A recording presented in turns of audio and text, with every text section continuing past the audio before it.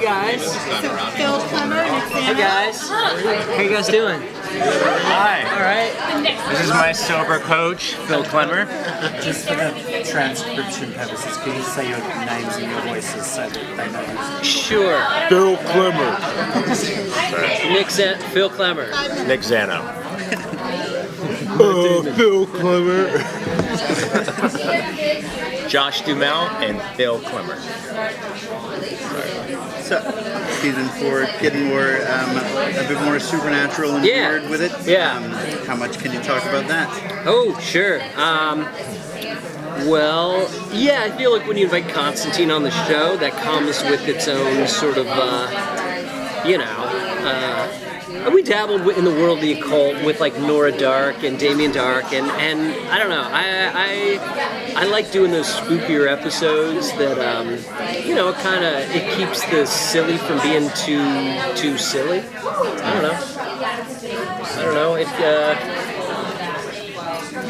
We haven't done it yet, so I mean, We're maybe at episode 2.5. yeah. Yeah, right. We're not even done with 2 yet. But I mean, I am interested in doing like old school, in-camera, prosthetic, or I feel like not to knock CGI, but like as a child of the '80s, like I really dig like old school, just monster makeup, and that's Freddy Krueger. Sam Raimi. Yeah, just I feel like sometimes having limitations forces you to come up with really ingenious ways of doing stuff.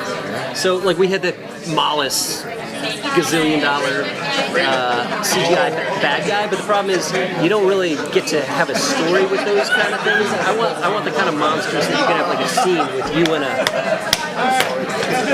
The thing is, she's so strong. She's so strong. It's like just a ball peen hammer. Yeah. During the last season, we saw some homages to classic movies. E.T. and Exorcist. Yeah. That was a dope episode. The easy episode. Yeah, so are you going to bring those, into the season? Definitely. It always helps me to have like a genre in mind when you make an episode. I'm trying to figure out whether we have any big homages coming your way. I'm trying to figure out what I have to spoil.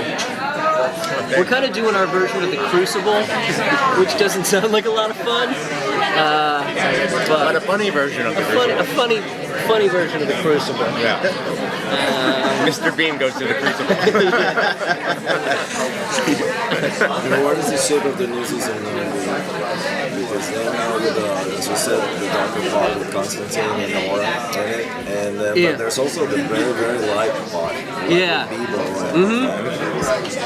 Yeah, I mean, for whatever reason, humor and heavy stuff can coexist on our show.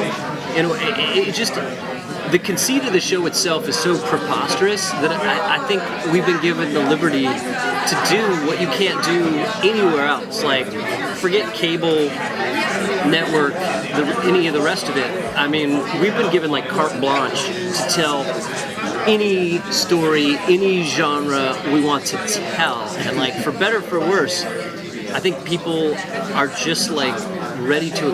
I think it's the characters are real, their interactions are true to life, and so like it gives us a lot of rope.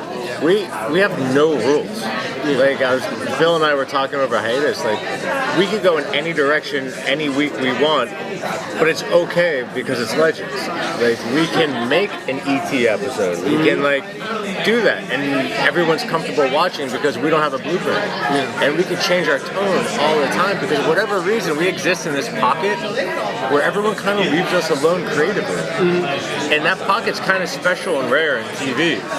And we all are aware of it, and we don't take it for granted, and we get really behind it. Because if we're not behind it, I mean, that's Bebo's a crazy thing to read, and then be like, Phil, what is this? It's gonna work. It's like, trust us. He's a giant, fluffy, blue thing. Well, I mean, you think like that Victor Garber died in this gut-wrenching, awful scenario, and then the next episode we had a grief puppet of Wentworth Miller. Yes, bro. And like, if you just academically, if somebody told you like that's bad, no, That's bad TV. but You don't do that. But they're like the pathos of him dying, that was honest, and the humor of Wentworth pulling out, like somehow they're true to the spirit of the show in its own way, that they can coexist. You know, There was a moment that day when Wentworth had the puppet, and I hadn't seen the Martin puppet. Yeah. And I went into the Wave Rider, and I sat down across from Wentworth, and he looked at me and he goes, "Have you seen it?" And I was like, I go, "No, I haven't." He goes, and then they got everything set up, and he picks up this puppet, which was far larger than I remotely expected, and more lifelike. and way more lifelike.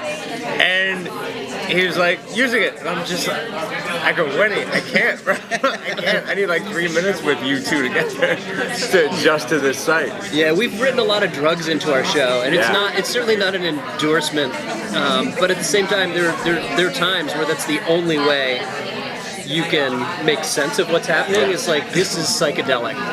And actually, we're going to start this season with probably the pinnacle of psychedelia. Yeah. Yep. It's a big old trip. Yeah. Do you go see Tim Leary? Is that what happened? Not far off. Not far off. Tim Leary is now a producer on our show. Let's talk about the breakup. Okay? How are you going to come to grips with that during the season? It's ever present with Nate, even though other things are occurring. It's always there. It's always surface. It can always be brought up, even though we may start in some crazy road. It's there, and it's played lightly, and will for sure be visited this season, 100%. I saw you at the party last night. It's I mean, it's funny. We have a show where it's kind of a gag, but it's really not a gag, because it is kind of who you guys are. That like the men on our show are incredibly in touch with their feelings. It's we do a bit of a traditional gender role swap on the show, where female characters a lot of times are the ones who are doing what men of, our dad's generation had to do. Yeah. It's like, grin and bear it. Yeah, they have to hold down the job, and like the guys are really dealing with some, I mean, it's just fun to have a guy like Dominic Purcell and think like, what is the most unusual thing he could do? And you're like, make him a romance novelist. Yes. Like, make him, and you get to know Dom, and you're like, there is something at the center of you that is true to that story. Yeah. He is a very gentle soul. Yeah. Thanks, guys. Yeah, take it easy. I hope that was a good place to go. Yeah. Thanks.